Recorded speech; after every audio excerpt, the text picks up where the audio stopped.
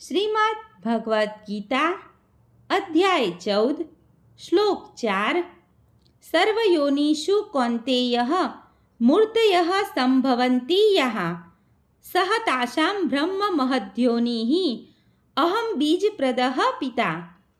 અનુવાદ: હે કુંતી પુત્ર, એ સમજી લેવું જોઈએ કે સર્વ યોનિઓ આ ભૌતિક પ્રકૃતિમાં જન્મ દ્વારા શક્ય બનાવાય છે અને હું તેમનો બીજ પ્રદાન કરનાર પિતા છું.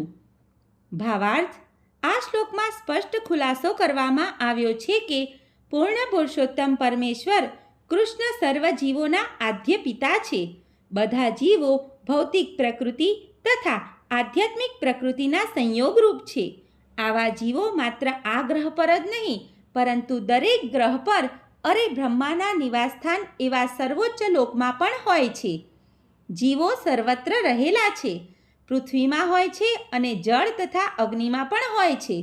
આ બધા જીવો માતા ભૌતિક પ્રકૃતિ તથા બીજ પ્રદાતા કૃષ્ણ દ્વારા પ્રગટ થાય છે. આનું તાત્પર્ય એ છે કે ભૌતિક જગત જીવોથી સગર્ભ થયેલું છે અને તેઓ સર્જન સમયે પોતાના પૂર્વકર્મો અનુસાર વિવિધ રૂપમાં પ્રગટ થયેલા છે. સર્વે મિત્રોને દીપ્તિ જોશીના જય શ્રી કૃષ્ણ.